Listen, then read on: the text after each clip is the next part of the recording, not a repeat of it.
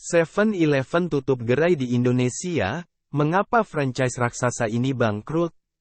7-Eleven, salah satu waralaba retail global terbesar, telah mengumumkan penutupan semua gerainya di Indonesia. Keputusan ini mengejutkan banyak pihak, terutama pelanggan setia dan para pengamat industri retail. Dalam beberapa dekade terakhir, 7-Eleven telah menjadi salah satu ikon retail di berbagai negara, tetapi kegagalan operasinya di Indonesia menggugah pertanyaan tentang alasan di balik bangkrutnya franchise tersebut. Bisnis convenience store dari PT Modern 7 Indonesia yang telah eksis di Indonesia sejak tahun 2009. 7-Eleven merupakan pelopor convenience store pertama di Indonesia dan mengikuti oleh beberapa kompetitor lainnya. Pada tanggal 30 Juni tahun 2017, 7-Eleven resmi menutup karena beberapa alasan, salah satunya adalah keterbatasan sumber daya yang memiliki perseroan dalam menunjang kegiatan operasional toko. Mengapa 7-Eleven bangkrut di Indonesia? Persaingan yang ketat. Industri retail di Indonesia sangat kompetitif, dengan pesaing lokal dan internasional yang menawarkan berbagai macam produk dan layanan. 7-Eleven mungkin kesulitan bersaing dengan merek lokal yang telah memiliki pangsa pasar yang kuat dan memahami preferensi konsumen setempat. Pengelolaan yang tidak efektif. Beberapa pengamat industri mengkritik manajemen internal 7-Eleven di Indonesia, seperti manajemen stok yang buruk, layanan pelanggan yang kurang memuaskan, dan strategi pemasaran yang tidak efektif. Kegagalan untuk mengelola operasi dengan baik dapat mengarah pada penurunan penjualan dan keuntungan yang akhirnya menyebabkan bangkrutnya bisnis. 7-Eleven merupakan perusahaan retail swasta yang memiliki beberapa pemegang saham.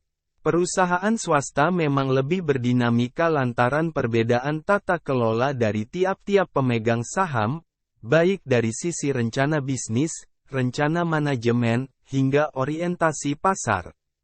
Dari sisi rencana bisnis 7-Eleven terbilang agresif di awal masuk pasar Indonesia. Hal ini terlihat dari langsung menjamurnya gerai 7-Eleven. Sayangnya, ekspansi bisnis yang besar tak serta-merta membuat pangsa pasar, atau market share, ikut terdongkrak.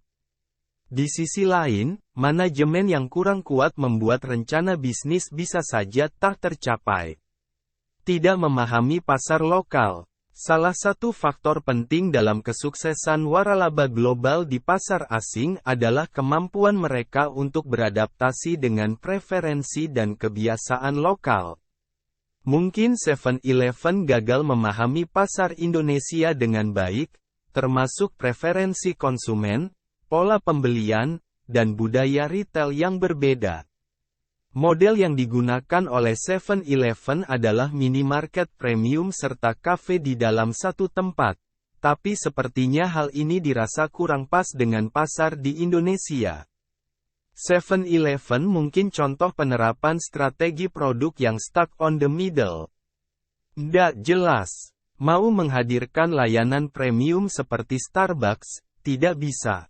Mau gunakan prinsip supermarket efisien seperti Indomaret, namun sudah telanjur terkesan premium produknya, karena harus menyewa lahan di lokasi strategis yang amat mahal.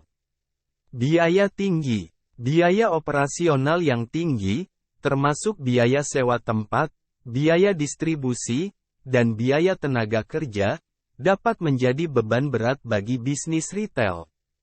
Jika pendapatan tidak dapat menutupi biaya-biaya ini, bisnis bisa menghadapi tekanan keuangan yang serius. Beberapa gerai 7 terpaksa ditutup karena tidak mencapai target penjualan. Penutupan toko tersebut untuk mengurangi kerugian akibat beban biaya operasional seperti membayar pajak, dan kewajiban membayar listrik dan sewa. Dampak bangkrutnya 7-Eleven. Kehilangan lapangan pekerjaan. Penutupan semua gerai 7-Eleven di Indonesia berarti kehilangan lapangan pekerjaan bagi ribuan karyawan. Ini bisa menjadi pukulan besar bagi mereka yang bergantung pada pekerjaan tersebut untuk mencari nafkah. Peningkatan persaingan. Meskipun 7-Eleven mengalami kegagalan, ini membuka peluang bagi pesaing lain untuk mengisi kekosongan pasar.